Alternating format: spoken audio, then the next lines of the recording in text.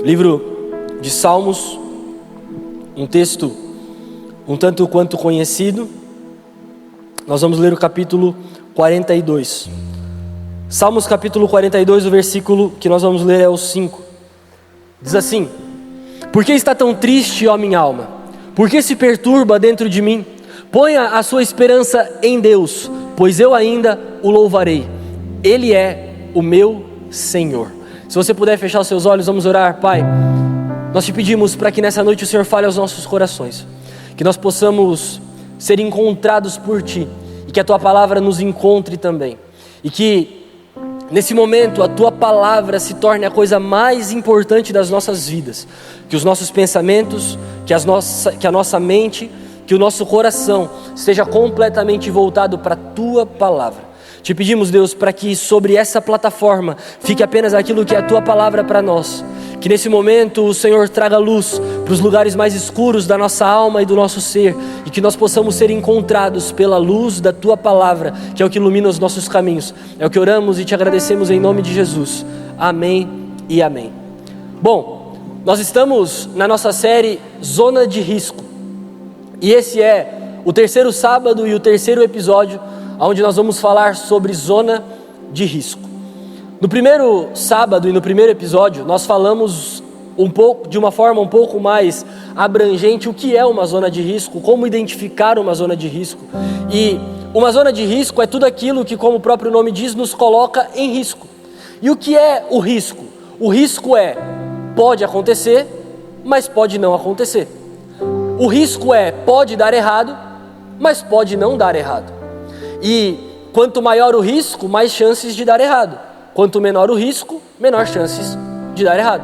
E eu me lembro que eu ainda dei o exemplo, por exemplo, de quando você está com o seu carro e você vai sair de perto do seu carro.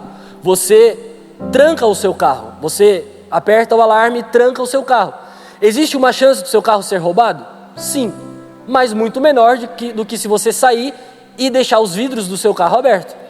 Então, o risco aumenta ou diminui de acordo com aquilo que a gente faz, mas sempre existe risco. Viver é correr risco, viver é estar em risco, sair de casa é um risco, estar na rua é um risco, se relacionar é um risco. Agora, com quem eu me relaciono, como eu saio de casa, em qual lugar eu ando, tudo isso aumenta o risco ou diminui o risco. Na semana passada nós falamos no segundo episódio sobre alguns riscos, e riscos esses externos. Nós falamos sobre o risco dos ambientes. Quão arriscados são os ambientes? Por exemplo, a faculdade é um ambiente completamente arriscado. Para alguns, mais arriscado. Para outros, menos. É mais arriscado para quem tem a cabeça fraca. É mais arriscado para quem não tem certeza de si. É mais arriscado para quem não está bem alicerçado. É mais arriscado para quem não tem firmamentos sólidos. Mas também é arriscado para quem tem tudo isso. Porém, é uma ótima ferramenta de transformação e pregação do Evangelho como nenhum outro lugar. Um emprego é arriscado, você tem muitos amigos, você tem muitos colegas. Agora, dependendo com o que você trabalha, o risco aumenta ou diminui. O poder dos ambientes, o poder dos lugares, o poder dos lugares em que frequentamos. Falamos sobre o risco das companhias. Quem está à nossa volta, quem está perto de nós, a quem nós chamamos de amigo. Porque eu me lembro que a minha mãe sempre me corrigia, eu falava, não, eu vou lá e eu vou falar com meu amigo. Ela sempre falava, ele não é teu amigo, ele é teu colega, ele é teu conhecido, mas amigo é algo muito mais profundo, amigo é algo muito mais sério. E muitas vezes nós chamamos colegas de amigos. E quando nós chamamos colega de amigos, nós aprofundamos a nossa relação. Nós aprofundamos o nosso relacionamento. Nós falamos, por exemplo, sobre o namoro. Isso é algo que eu sempre falo e uma certeza que eu tenho comigo, namoro foi feito para terminar. Qual que é? Namoro tem duas saídas, ou casa ou termina. Ah não, a gente tá namorando para ver se vai melhorar. A tendência geralmente é só piorar. E tudo que é ruim no namoro potencializa ainda mais no casamento. Porque não dá para ela ir para tua casa e você ir para ela ir para casa dela e você ir para tua. É os dois juntos. Então, as companhias, quem nós escolhemos nos relacionar, quem nós escolhemos estar perto. E nós falamos também sobre hábitos. Os hábitos da nossa vida, aquilo que a gente escolhe fazer. O hábito de ler a Bíblia ou não ler, o hábito de orar ou não orar, o hábito de estar em bons lugares ou não. E tudo aquilo que a gente começa a fazer várias vezes vai se tornando um hábito e às vezes a gente nem percebe. Essa semana ainda eu estava falando com um amigo e a gente estava falando sobre aquilo que você na segunda-feira não faz, na terça você pensa em não fazer e às vezes não faz, na quarta você negocia, na quinta você já nem lembra mais. Quem aqui é mais ou menos assim? Na segunda, se você não for na academia, na segunda, na terça você já pensa, na quarta, pô, já não fui segunda, já não fui terça, já está perto de sexta, deixa para a semana que vem. Não é? Porque o poder do hábito é isso. Você lê a Bíblia na segunda, lê na terça, poxa, na quarta você quer ler, na quinta você quer ler, mas o contrário também é verdadeiro. Hábito. Se você fica 2 semanas sem ir à igreja, na terceira você nem lembra mais da igreja. Por quê? Hábito. Se você está muito tempo indo à igreja todos os meses, todas as semanas, tua família já tem o hábito de, por exemplo, eu não sei o que fazer um domingo à noite sem a igreja. Não, sabe, a música do Fantástico é estranha aos meus ouvidos. Porque domingo à noite é dia de igreja, é um hábito. É hábito vir à igreja no domingo. Agora, hoje eu quero falar com você sobre algumas coisas não externas, mas internas. Zonas de risco, que são lugares perigosos, lugares arriscados, mas que não são externos, são internos. E por serem internos, temos muito mais dificuldade de identificar, de ver e de tomar cuidado. Eu me lembro que eu ainda dei um exemplo de uma estação de luz ou de uma estação de energia. Quando você entra numa estação de energia, tem um monte de placa escrito cuidado, perigo, cuidado, risco, risco de choque, risco de morte. Provavelmente você já viu uma placa dessa em algum lugar por aí. E você está vendo, você está identificando. Você vê um degrau, poxa, se eu cair daqui eu me machuco. Eu estou vendo, eu estou vendo o carro, eu estou vendo o sinal vermelho, eu estou vendo aquela pessoa que não é boa para mim, eu estou vendo a maldade, eu estou vendo o que é ruim, eu identifico o risco. Eu identifico que esse ambiente não é para mim, eu identifico que essa companhia não é para mim, eu identifico que esse hábito não é meu. Mas e aquilo que eu não vejo? Aquilo que eu sinto? Porque medo eu não vejo, medo eu sinto. Comparação eu não vejo, eu sinto. Ansiedade eu não vejo, eu sinto. Consegue entender o que eu estou falando? Coisas que a gente não vê, mas a gente sente. E muitas vezes por não ver, por sentir, não conseguimos identificar, ou identificando não conseguimos mensurar, ou não conseguimos organizar, porque aquilo que eu vejo é palpável, aquilo que eu vejo é organizável, aquilo que eu vejo eu posso tocar, e o que eu posso tocar eu posso ter mais noção. Mas e o que eu não vejo? O que eu só sinto? Alguém aqui já teve aquela experiência de falar, cara, eu não consigo falar o que eu sinto, mas eu estou sentindo uma coisa boa, uma coisa ruim, eu estou sentindo uma alegria, eu estou sentindo uma tristeza. Às vezes a gente está alegre no meio do caos, e aí você fala, cara, eu não sei explicar, eu estou devendo, eu estou sem emprego, eu não tenho o que fazer, mas é uma alegria que eu sinto, uma paz que eu sinto. Alguém já passou por isso? Ou tipo assim, cara, está tudo bem, minha família está bem, minha saúde está bem, eu estou com um bom emprego, eu tenho amigos, mas falta alguma coisa, eu não sei explicar. Já teve essas duas sensações, ou alguma dessas sensações? São coisas às vezes que nós não explicamos. Aquele dia que a gente acorda meio bad vibes, assim, sabe? Meio para baixo, meio, poxa, eu tenho comida na mesa, eu tenho emprego, e eu não sei você, mas às vezes eu até me cobro, tipo assim, cara, que coração meio ingrato. Tanta gente acordou num dia ruim, e de fato ruim, que não consegue levantar da cama, ou que não tem nem cama para levantar, ou que não tem o que comer, mas eu tenho tudo isso, e por que eu não consigo ser grato? Por que eu estou sentindo isso? Alguém já passou por isso na vida? Levanta a mão assim, eu já passei. Esse sentimento, essa emoção, algo que não se explica, algo que se sente, algo que às vezes não tem como colocar em palavras, é um sentimento, e sentimento às vezes é difícil de explicar, e se é difícil de explicar, é difícil de entender também. Consegue entender isso? Tem um stand-up, eu acho que é do Whindersson Nunes, que ele fala sobre a depressão, e ele fala de uma forma engraçada, algo que é real, é algo que você não sabe explicar, a pessoa não consegue entender, e fica por isso mesmo. E ele estava falando aquele quadro, quando ele estava com uma depressão severa, e ele foi internado e tudo mais, ele estava falando exatamente isso. E muitas vezes essas doenças psicossomáticas, aquilo que sentimos, aquilo que internalizamos, é justamente isso.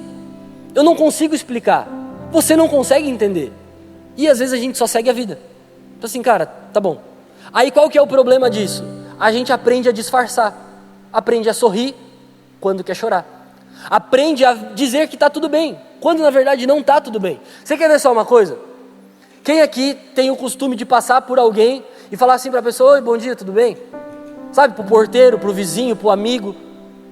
Ou quem, às vezes as pessoas perguntam para você, nunca aconteceu comigo, eu acho que eu nem estou preparado para essa resposta, mas a pessoa fala: não está tudo bem. Porque geralmente qual que é a dinâmica dessa pergunta? É assim, ó: oi, tudo bem? Não é isso. Dificilmente é: oi, meu querido, bom dia, você está bem? Porque esse oi, tudo bem é tipo assim, cara, eu estou vivo, mas eu estou bem.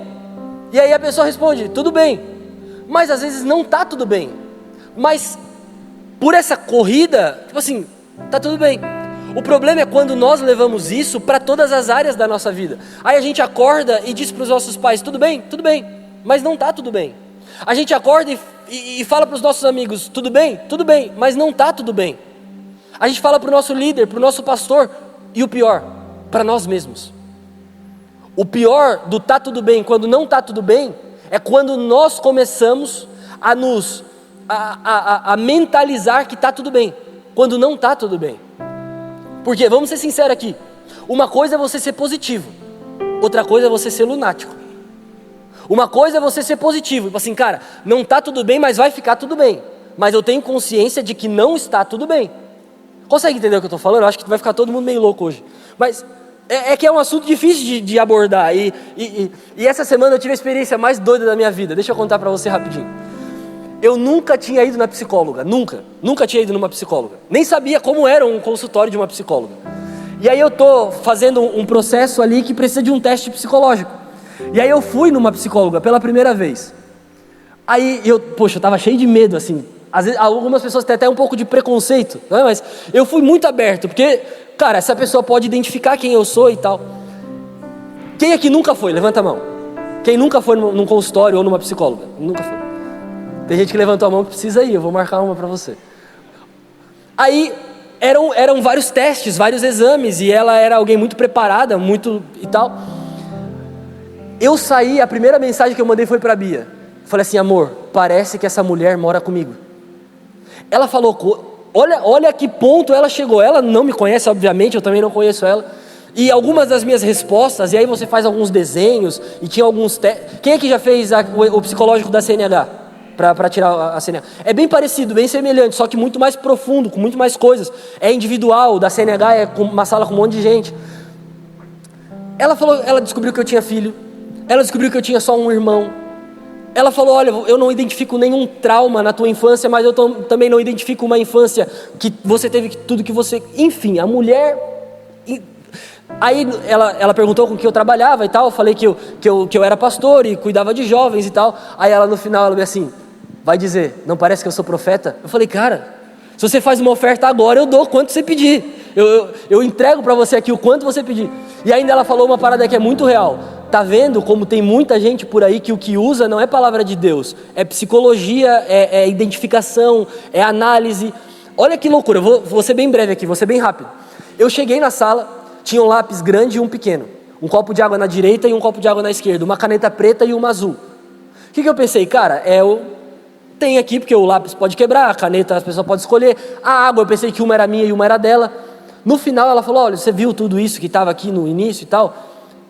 Tudo isso eu já estou te lendo, eu já estou vendo quem você é, o que você faz, o teu jeito. Eu fiquei pensando: meu Deus, uma pessoa dessa é perigosíssima, né? Porque o jeito, imagina ser casado com uma pessoa dessa.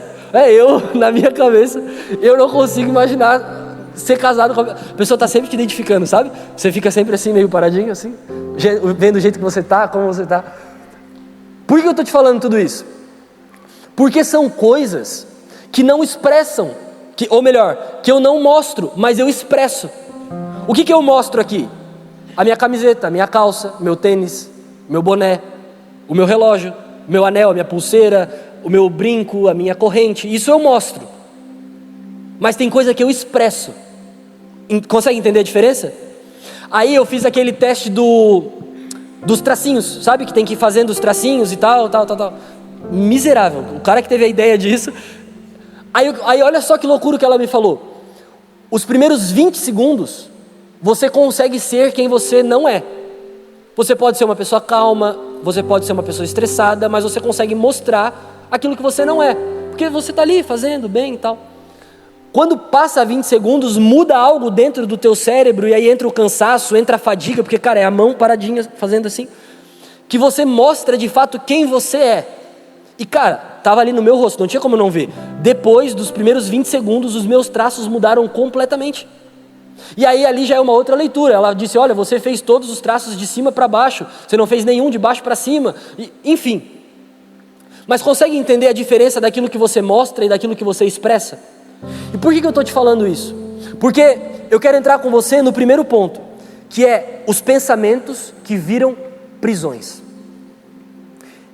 E o que são os pensamentos? Pensamentos é aquilo que eu não tenho controle. Porque quando eu penso que eu não quero pensar, eu já pensei. Consegue entender isso?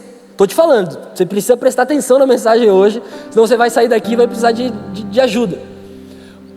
Olha só, para eu não pensar, eu preciso pensar que eu não quero pensar. É por isso que o que de fato é pecado e o que nos leva ao pecado, a Bíblia diz que é o ato consumado. O pecado é o ato. Tem uma figurinha que eu amo. Eu sou evangélico e não falo nada, mas penso coisas terríveis. Alguém já viu essa figurinha? Porque, de fato, o que pensamos, cara, às vezes eu queria ter o poder de ler o pensamento das pessoas, ou não também, porque, né, às vezes você vê muita coisa. Mas qual que é a questão aqui? Aquilo que nós pensamos é aquilo que a gente é de verdade. A pessoa está contando a história e você fica, continua, mentiroso. Mas você não fala, mas você pensa, não é? A pessoa está contando a história e você diz, ai meu Deus, só queria ir embora. Não, tudo bem, pode falar, todos os ouvidos, não tem mais nada para fazer hoje. Por quê? É o que você pensa, mas o que você fala é completamente diferente. Porque quando você fala, entram vários filtros na sua cabeça. O filtro da sua ética, da sua moral, da sua educação, o filtro da patente. Eu falo com o meu amigo de um jeito e falo com o meu professor de outro. Falo com o meu pai de outro. Falo com o meu chefe de outro. Consegue entender isso? Porque entram vários filtros naquilo que a gente vai falar, naquilo que a gente vai dizer, mas aquilo que a gente vai pensar é quem a gente é. O que você pensa é o que você é. É por isso que tem gente, por exemplo, que tudo leva na maldade.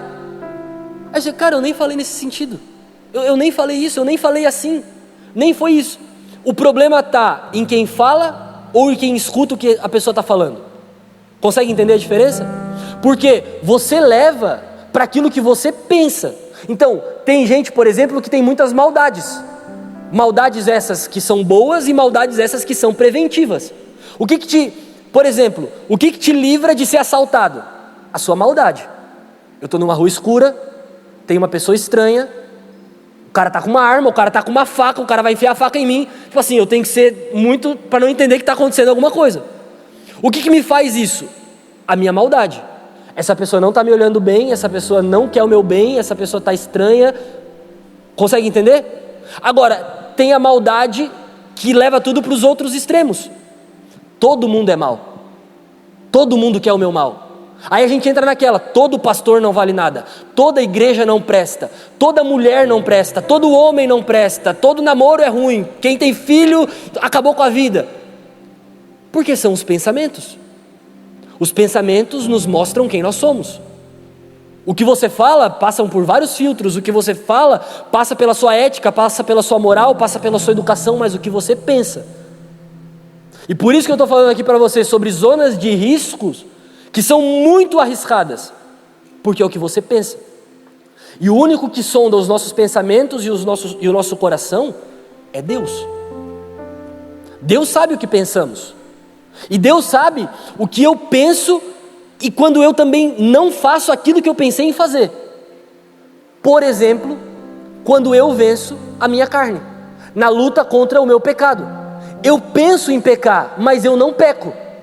Porque a minha carne é fraca, mas o meu espírito está fortalecendo-se. Então, em pensando em fazer, porque o meu pensamento é ruim, porque ainda existe carne, porque eu ainda não sou um ser glorificado, porque eu ainda não sou Jesus, porque eu ainda não estou no céu, porque eu ainda sou carne e eu penso, mas eu tenho o Espírito, e o Espírito me conduz a não fazer aquilo que eu penso.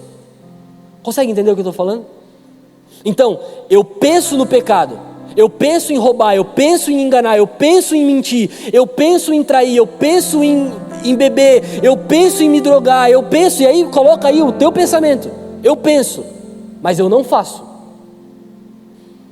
Essa é a diferença. E quem vence essa corrida?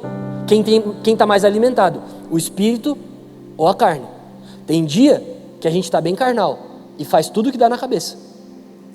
Mente, engana, chateia as pessoas, faz com que as pessoas fiquem tristes, nos desapontamos as pessoas, porque, cara, é o que está dando na cabeça, é o que está dando na cabeça. Sabe aquela pessoa que fala, pensa antes de falar, pensa antes de fazer. Por que pensar? Porque quando eu penso, eu tenho dois caminhos, o bem e o mal, o certo e o errado. Fazer ou não fazer, ir ou não ir, ir pelo espírito ou ir pela carne. Escutar, sabe, o diabinho ou o anjinho. Pensar. Agora, muitas vezes nos aprisionamos nos pensamentos, e por isso que o tema desse ponto é os pensamentos que viram prisões, porque eu penso coisas terríveis, mas não me aprisiono nisso. Quando eu me aprisiono, é quando eu só penso nisso. Então, eu sou um fracassado, e eu só penso que eu sou um fracassado. De fato, eu fracasso em muitas áreas da minha vida, mas eu não sou um fracassado. Consegue entender? Eu sou um pecador, eu peco muitas vezes, mas cara, o sangue de Jesus me limpa, me purifica, me transforma, e todos os dias me faz ser uma pessoa um pouco melhor do que ontem. Agora, eu não sou isso. Às vezes eu faço, às vezes eu erro, às vezes eu peco, às vezes eu caio, mas isso não me define, eu não sou isso. O problema é quando esses pensamentos nos aprisionam. Aí entra aquela coisa, eu nunca vou mudar, porque minha mãe sempre foi assim, minha avó sempre foi assim, meu pai sempre foi assim, minha família carrega isso, isso é uma maldição hereditária, isso persegue a minha vida. E Jesus morreu pelo quê então? Jesus morreu para potencializar as maldições ou para quebrar as maldições? Jesus morreu para libertar o nosso pecado, para libertar a nossa mente, ou para nos aprisionar mais ainda? Romanos vai dizer que nós somos transformados pela renovação da nossa mente, dos nossos pensamentos, do nosso agir, daquilo que somos, de quem somos. Quando nós nos aprisionamos, nós entramos em um lugar muito arriscado, porque senão não faz sentido Jesus, porque Jesus morre para me libertar. Sim, todo mundo lembra dessa na escolinha dominical, Jesus morreu para que eu seja livre. A cruz de Cristo me liberta. Só que se a cruz de Cristo me liberta e os meus pensamentos me aprisionam, não adianta nada. Se eu me aprisiono nesses pensamentos de que eu sempre estrago tudo, sempre dá tudo errado, para mim as coisas sempre são mais difíceis, consegue entender? Eu sempre estou sem dinheiro, eu sempre estou quebrado, eu sempre estou sem amigo, eu nunca arrumo ninguém, nunca as coisas dão certo, minha família é ruim, meu amigo é ruim, eu sou ruim. As coisas de fato dão errado, porque de fato viver é arriscado, viver é correr risco. Mas quando nós nos aprisionamos nesses pensamentos, aí não tem mais para onde ir. Porque o que me faz continuar? O pensamento de que deu errado, mas vai dar certo. Eu caí, mas eu levanto. Eu pequei, Deus me perdoa, não vou fazer mais e vamos para cima. Consegue entender? Aí, eu entro com você no segundo ponto, que também está ligado ao primeiro. E tem tudo a ver com isso, que é a autossabotagem. Quem aqui já ouviu essa palavra? Sabe o que é autossabotagem? Ninguém precisa te destruir, você se destrói sozinho. Ninguém precisa acabar com você, você se acaba. Tem um termo que a gente usa no futebol, quando está jogando assim com os amigos, que é, deixa esse aí que a natureza cuida. Sabe o que é? Tipo assim, não precisa marcar, não precisa correr, não precisa fazer nada. Ele e a bola se acabam sozinhos. Alguém já viu isso? Já viu alguma coisa assim? Deixa, não precisa correr, não precisa marcar, não precisa fazer nada. Deixa que ele se auto-sabota. Sabe o cara que tropeça no pé, que pisa na bola, que engata o pé na rede? Ele sozinho, ele é um perigo para ele mesmo. Isso é a autossabotagem.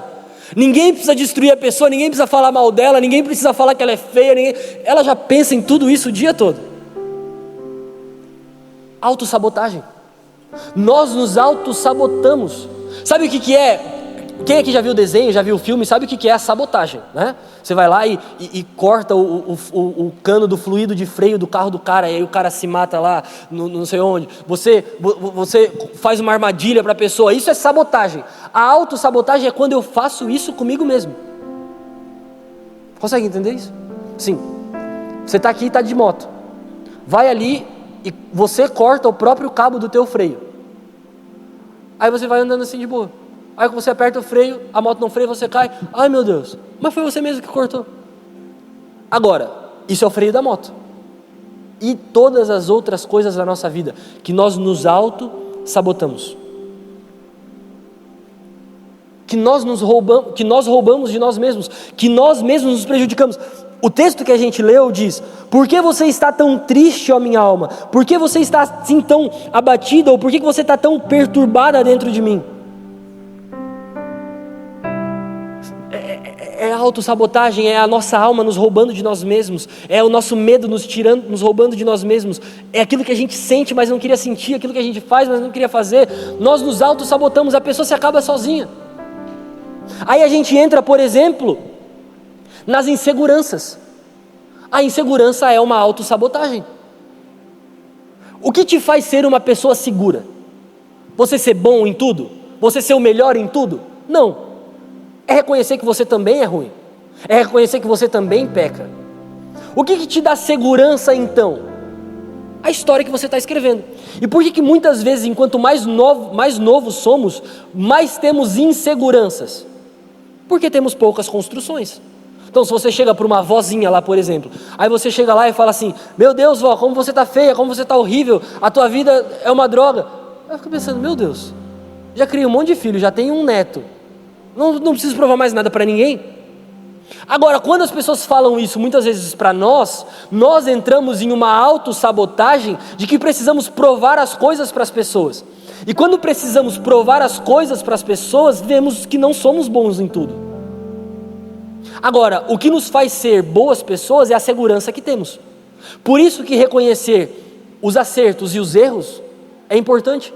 Por isso que reconhecer aquilo que você é bom e aquilo que você é ruim é importante. O que as pessoas tentam fazer, por exemplo, para nos colocar para baixo? Potencializar as nossas coisas ruins.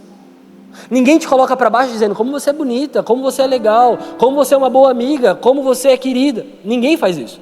As pessoas nos colocam para baixo apontando os nossos erros, os nossos defeitos, as nossas falhas. Agora, quando eu já tenho consciência disso, quando eu já tenho ciência disso, é o tipo de comentário ou é o tipo de coisa que não me afeta. Agora, o que é a autossabotagem? É tudo me afeta. E existe uma história na Bíblia que fala exatamente sobre isso, que é a história de Moisés. Olha como Moisés se autossabota. Você conhece a história? Moisés nasce, é colocado em um cesto, aí é encontrado no rio, e aí ele é criado pela família real, pela família do faraó, e de repente ele vê que os seus irmãos, aqueles que moraram, que é o povo dele, que é a família de fato dele, está sendo injustiçada, está sendo feita de escravo, e aí ele diz: cara, eu preciso fazer alguma coisa. E aí Deus chama ele para ser o libertador. Moisés, você vai libertar esse povo desse regime de escravidão. O que Moisés faz? Deus, eu não sei falar direito. Deus, eu não sei fazer. Eu não posso. Escolhe outro, chama outro, convoca outro. Não comigo não. Porque eu me auto-saboto. A Bíblia diz que, por exemplo, Moisés, ele não era hábil nas suas palavras, ele não tinha uma boa oratória. Aí tem gente que diz que Moisés era gago, tem gente que diz que Moisés era fanho. A Bíblia não fala. A Bíblia diz que Moisés não tinha uma linguagem clara, ele não falava bem. E aí Deus diz para ele: olha, vai, chama teu irmão vai com você. Mas é você, cara. É você que eu estou chamando, é você que eu estou convocando, é você que tem que ir. E quantas vezes nós nos auto-sabotamos terceirizando? As pessoas nos dão uma missão, sei lá, no trabalho. E a gente diz: não, cara, por favor, eu não sou capaz, chama alguém. Mas se a pessoa que está te chamando, será que ela não é capaz o suficiente de identificar a tua capacidade? A mesma coisa quando Deus nos chama. Caraca, quem está nos chamando? Deus. Será que Deus erra em quem Ele escolhe? Ou será que Deus está nos escolhendo porque Ele vê que nós somos capazes, mesmo nós não estando 100% pronto? Ninguém está 100% pronto. Mas se Deus identifica uma mínima capacidade e Deus está me chamando, ora, consegue entender isso? Porque o que faz uma pessoa ser chamada ou não? O quão pronto ela está? Nem sempre ela está 100% pronta. O quão apto ela está? Também. Se ela está afim? Também. Tudo isso conta se a pessoa será chamada ou não.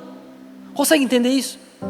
Nós estamos agora, por exemplo, em época de Copa, e agora, semana que vem tem a próxima convocação, e a treta do mundo do mundo não, da cabeça de alguns, né? O mundo tem coisa bem pior. O Neymar vai ou não vai para a Copa? Quem são os jogadores que vão? Quem vai ser chamado? Quem vai ser convocado? Aí o Ancelotti está lá e liga para o Neymar: Neymar, vamos? Ai não, cara, não posso, não estou pronto. Imagina, o cara lá, sei lá, pensa em qualquer outro jogador. Se o treinador chamou, é porque ele identifica a capacidade. Uma vez que existe capacidade e vontade, o talento e a habilidade é melhorado. Por isso que existem os treinamentos, por isso que existe a concentração, por isso que existe a tática, a técnica. E isso se aplica em toda a nossa vida. Agora, quem está te chamando? É Deus. Deus identifica a capacidade, Deus identifica a técnica, Deus identifica talento. É óbvio, Ele nos fez, Ele nos criou. E por que muitas vezes nós negamos e nós dizemos não? Deus, eu não estou pronto, Deus, eu não quero. Gente, sabe o que isso quer dizer? É como se a gente estivesse dizendo: Deus, o Senhor está escolhendo errado. Deus não é eu, é o cara aqui do meu lado, é o cara da minha direita, é o cara da minha esquerda, é aquele cara que estava lá na minha frente. Deus, o Senhor está errando em quem o Senhor está escolhendo. Consegue entender isso? Aí eu entro com você no terceiro ponto, que é o peso da comparação. Por que eu penso isso e por que eu me auto-saboto? Porque eu me comparo. Eu sou tão ruim, porque esse cara é tão bom, que não pode ser comigo. Eu sou tão estranho, e essa pessoa é tão perfeitinha, que não pode ser comigo. Eu peco tanto, e essa pessoa é tão perfeita, que não pode ser comigo. Consegue entender a comparação? E olha só, hoje nós vivemos em uma era onde é muito fácil se comparar, porque em alguns cliques você vê a pessoa que você quer ver na palma da sua mão e a vida da pessoa. E eu sempre falo isso, e para mim isso é muito real.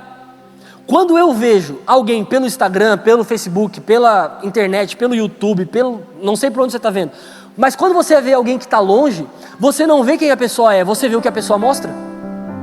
Então, a menos que a pessoa tenha uma live 24 horas do dia dela, você vê flashes e frames do dia da pessoa, da vida dela. Ela deixa você ver aquilo que ela quer mostrar. Aí nós nos comparamos com o que a pessoa mostra e não com o que a pessoa é. Olha a diferença. Eu me comparo com o que a pessoa está mostrando que ela é, e não com quem de fato ela é. Mas quando eu me comparo com o que ela mostra, e não com o que ela é, eu não estou me comparando com aquilo que eu mostro, eu estou me comparando com aquilo que eu sou. E muitas vezes eu sou estranho, aquela pessoa também é, ou é muito mais. Aí eu só vejo a pessoa bonita, maquiada, com o cabelo feito nos stories e nos vídeos, e eu me vejo quando eu acordo. E eu me vejo no dia que eu tô cheio de espinha na cara, e eu me vejo no dia que eu tô sem grana, e eu me vejo no dia que atrasou a parcela do carro, e eu vejo o cara comprando um carro de 1 milhão com dinheiro, quitado, e eu não consigo pagar 200 na parcela da minha bicicleta. E eu me comparo com o que a pessoa mostra, e não com o que ela é. Outra coisa, sobre a comparação. Muitas vezes nós não conseguimos identificar em qual linha do tempo a pessoa está. Então, olha só. Quem aqui é empresário? Tem um negócio. Quem aqui tem? Cara, eu tenho meu negócio. Ali. Tá. Provavelmente o teu negócio não é o único negócio nessa área do mundo. Senão você estaria milionário e provavelmente nem aqui você estaria. Então existem outras pessoas que fazem a mesma coisa do que você. Quem aqui tem um trabalho ou um emprego que já viu propostas de outras empresas ou de outros lugares, né? Então, cara, eu trabalho com isso aqui, tem outra empresa, outra pessoa, outro amigo que trabalha com a mesma coisa. Olha como nós nos comparamos de uma forma muito errada. Às vezes eu comparo o meu negócio de meses, dias, ou até alguns anos, com um negócio consolidado e muito testado de alguém que já está há muitos anos fazendo. Mas eu me comparo com essa pessoa. Aí eu fico pensando, meu Deus, eu tenho uma loja de roupa, essa pessoa também tem uma loja de roupa. Eu vendo esse tipo de roupa, essa pessoa vende o mesmo tipo de roupa que a minha. Por que ela tem tanta coisa e eu mal consigo pagar meu aluguel? Aí eu me comparo com essa pessoa, mas talvez a minha loja tenha meses ou alguns anos e essa pessoa já esteja há 20 anos fazendo isso. Consegue entender o que eu estou falando? Aí eu me comparo com a super mãe da internet, que ela é a melhor mãe do mundo, ele é o melhor pai do mundo. Só que ela o filho dela já tem 10 anos. E o teu tem 3 meses. Consegue entender isso? Hoje nós vivemos, por exemplo, em uma era muito fitness, onde as pessoas estão cuidando do corpo, estão cuidando da saúde, estão buscando uma alimentação melhor, uma alimentação mais regulada. Aí, olha só o engano que a gente cai. A pessoa faz um vídeo lá na academia, você quer ter um corpo como esse, você quer emagrecer 20 quilos, você quer ter não sei o quê, faz o mesmo treino que o meu. Cara, só se você for um lunático pensando que você vai ficar igual essa pessoa fazendo o mesmo treino que o dela. Aí qual que é a questão? A pessoa faz aquilo ali, igual você vai fazer, você também vai fazer. Só que ela faz isso há 10 anos, e você faz isso há 1 mês. E aí a gente diz, meu Deus, eu não tenho resultado, meu Deus, a minha empresa não cresce, meu Deus, o meu negócio não cresce, meu Deus, eu não emagreço, meu Deus, eu não fico mais bonita, eu não fico mais bonito. Mas o que leva a isso não é só a forma de fazer, é o tempo que se faz. Mas a gente compara com a forma. Aí você está lá na academia agachando. Aí você está agachando com 2,5 kg de cada lado. Sabe aqueles pirulitinhos assim? Eu acho até fofo as pessoas que agacham com esse peso assim. 2,5 de cada lado. Aí tem uma pessoa do teu lado com 50 de cada lado. Fica pensando, meu Deus, é a mesma máquina, é a mesma pessoa, ela tem 2 pernas igual eu, por que ela consegue fazer isso e eu não? Há quantos anos aquela pessoa treina? E há quantos anos você treina? Você vê a pessoa comprando um carro novo, e aí você diz, meu Deus, por que eu não consigo? A gente trabalha na mesma coisa. Às vezes a pessoa ganha o mesmo salário que o meu, a pessoa trabalha na mesma área do que a minha, só é em outra empresa, ela não ganha muito mais do que eu. Por que ela consegue e eu não consigo? Há quantos anos a pessoa está fazendo isso? Qual é a estrutura de vida dela? Qual é a família dela? Às vezes foi a mãe dela que deu, o pai dela que deu. Às vezes ela estourou o nome. A gente não sabe. O que a gente sabe? Se comparar. Ela é uma mulher igual eu? Ele é um homem igual eu? Ele trabalha igual a mim? Ele tem uma loja igual a minha? Ele tem um negócio igual ao meu? Por que para ele dá certo e para mim não? Aí a gente entra nessa miserável dessa comparação. E qual que é a questão da comparação? Quando eu me comparo, eu fico cada vez mais parecido com o outro e começo a ficar cada vez mais distante de mim. Aí eu começo a me vestir igual ao outro, eu começo a falar igual ao outro, eu começo a ser parecido com o outro, porque o outro está dando certo. Mas ele não está dando certo porque ele é aquilo ali, ele está dando certo porque ele já faz aquilo ali há muito tempo, ou ele está dando certo porque aquilo ali é o que Deus tem para ele, ou ele está dando certo porque aquela ali é a bênção de Deus e ele é iluminado para fazer aquilo ali. Mas talvez para mim não vai dar. Eu me lembro quando eu estava na escola que lançavam as chuteiras dos jogadores. Eu lembro quando lançou a F50 do Messi. Na minha cabeça, cara, eu vou comprar essa chuteira e vou jogar igual o Messi. Mas há quanto tempo que o Messi faz isso? E eu não sou o Messi, eu nunca vou ser o Messi. Porque Deus não me chamou para ser o Messi. Porque Deus não me chamou para ser aquela influenciadora. Porque Deus não me chamou para dar aula de ser mãe. Deus me chamou só para criar meu filho. Consegue entender isso? Aí a gente entra nas comparações, e eu começo a me tornar igual ao outro, e eu começo a ficar cada vez mais longe de quem Deus me chamou para ser. Eu começo a ficar mais longe daquilo que Deus me chamou para fazer. E às vezes eu me frustro, porque eu queria ser como o outro, mas Deus não me chamou para ser o outro, Deus me chamou para ser quem eu sou. Meu amigo, Deus não faz cópias, por isso que não tem ninguém na terra exatamente igual a outra pessoa. Até gêmeos, idênticos, não são iguais. A mãe identifica a diferença. Se você convive alguns dias a mais, alguns meses, algumas semanas, você identifica. Podem ser exatamente iguais. Nós temos, por exemplo, a nossa digital, o nosso DNA, que nos difere. E por que às vezes nas coisas mais estranhas do mundo a gente quer ser igual a todo mundo? E e começamos a nos comparar, e entramos nessa comparação que às vezes não tem fim, e realmente nos prejudica. E aí eu entro com você no último ponto, e aqui eu encerro. Aí a gente cansa. Aí nós nos cansamos, e o pior, na grande maioria das vezes esse cansaço é emocional. É aquele momento que você chega em casa e diz: cara, eu tô cansado. Eu tô cansado. Eu correria uma maratona, mas eu tô cansado. Eu tô cansado aqui, eu tô cansado aqui. Eu tô cansado de me comparar. Eu tô cansado das coisas darem errado para mim. Eu tô cansado. Eu tô cansado. Nunca as coisas dão certo para mim. Parece que Deus nunca vê meus problemas. Parece que as pessoas nunca se preocupam comigo. Eu tô cansado. Quem é que seja sincero. Quem já teve essa sensação? Eu tô cansado. Estou cansado desse negócio, eu estou cansado dessa pessoa, eu estou cansado desse lugar, eu estou cansado dessa vida. E cansa mesmo. É óbvio que cansa. Porque se comparar cansa. Porque viver a vida do outro cansa. Porque estar sempre olhando para o outro cansa. Porque pensar sempre nas mesmas coisas cansa.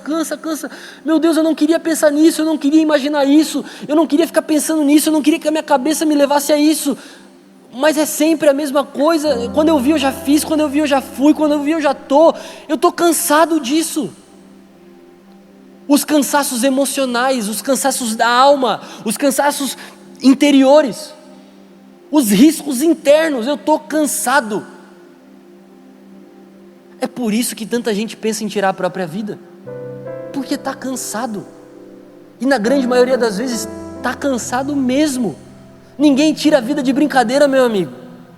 Todo mundo, por mais louco que seja, tem amor à vida. Mas por que então alguém pula do 18º andar de um prédio? Porque está cansado, cara. Eu estou cansado, e quando eu estou cansado eu não sei o que fazer, eu estou cansado. E muitas vezes para essas pessoas parece que só a morte traz descanso. 1 Reis, capítulo 19. Um dos maiores profetas que já pisaram nessa terra desejou a morte. É muito doido a gente pensar nisso, mas Elias, depois de uma vitória, quem lembra do texto aí, sabe, tá ele e tá os profetas de Baal, e aí eles constroem altares e colocam lenha sobre os altares, e aí tem um desafio aqui, tem uma guerra aqui, porque a vida é desafio, a vida é guerra, a vida é correr risco. E aí ele diz: olha, os profetas de Baal, presta atenção, os profetas de Baal constroem um altar, colocam lenha, colocam tudo, e ele faz a mesma coisa. E aí eles falam: olha, vamos ver quem é Deus. Se quem é Deus é o meu Deus, o Deus de Israel, ou é o Deus de vocês, o Deus de Baal. O Deus que manda fogo é o Deus de verdade, e nós vamos servir esse Deus. E aí Elias, ele era um profeta e ele sabia que o Deus dele era o Deus de verdade. Ele pega e joga água. Pode joga água aí, faz um caminho de água aqui, joga água em tudo, porque vai pegar fogo esse negócio aqui. Aí os profetas de Baal começam a fazer um monte de oração, e começam a tocar música, e começam a fazer canções, e começam a se rasgar, e a se arranhar, e a se cortar, e clamando, e manda fogo, e aí eles começam a debochar deles. Eu acho que o Deus de vocês está dormindo, eu acho que o Deus de vocês não está ouvindo, eu acho que o Deus de vocês não está escutando, eu acho que vocês servem a um Deus morto. E aí Elias vai lá e faz uma oração, fogo do céu. Aí todo mundo se rende ao Senhor, todo mundo se dobra ao Senhor.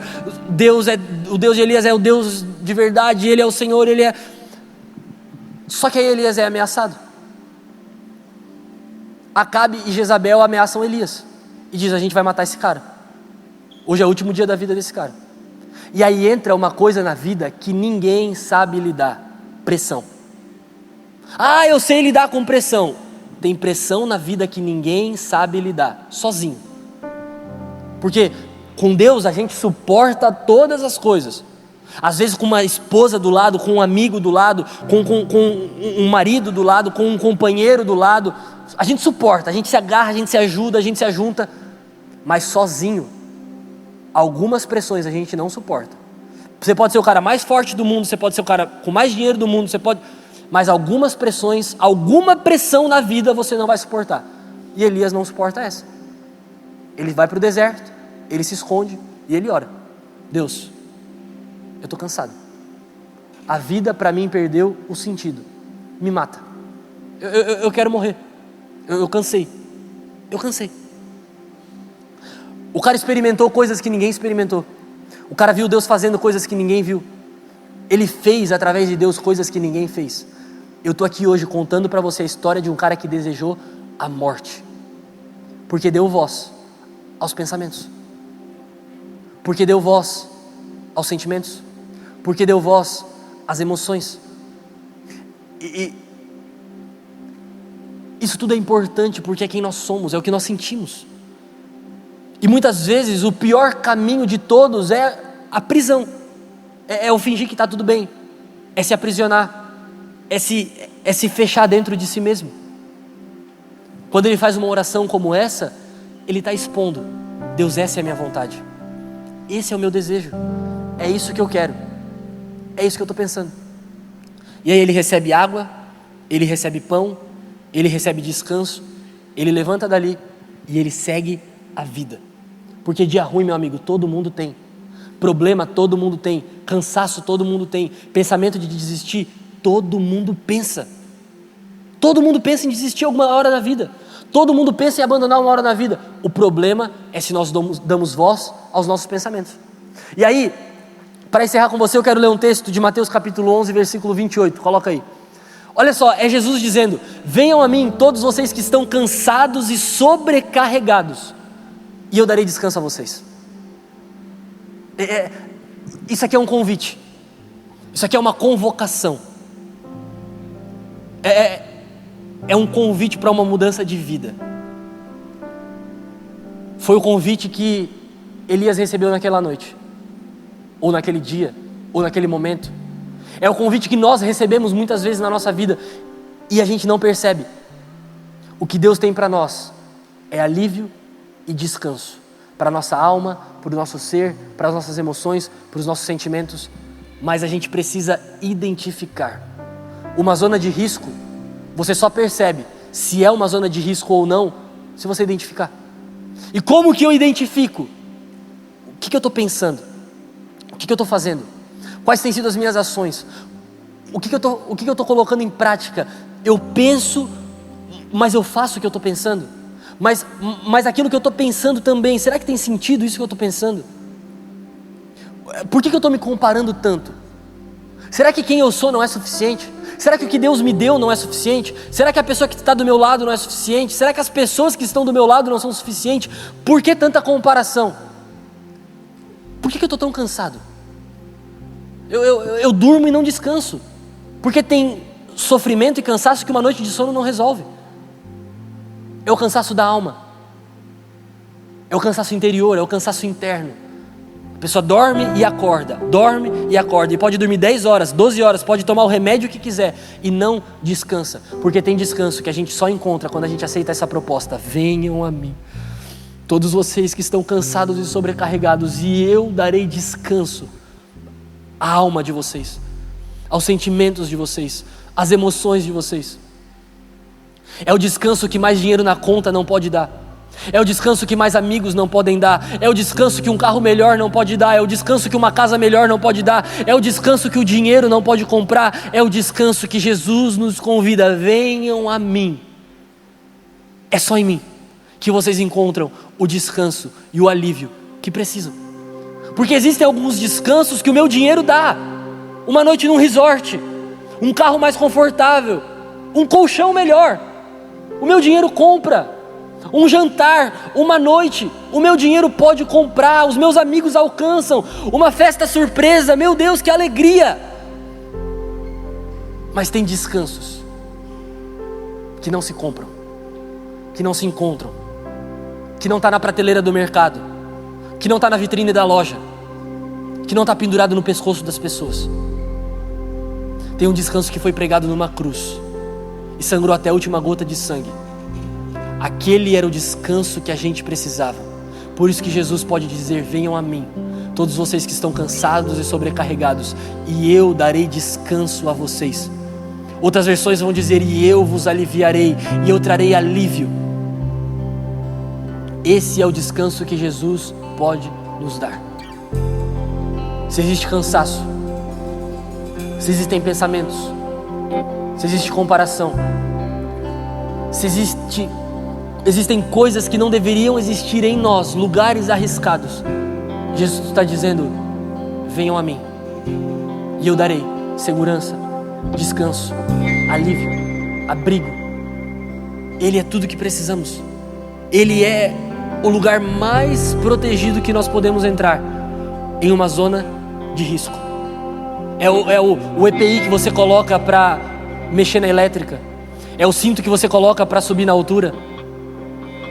Jesus é a segurança que a gente precisa para viver a nossa vida. Jesus é a segurança que a gente precisa para enfrentar os problemas da vida. Ele é o nosso alívio e o nosso descanso.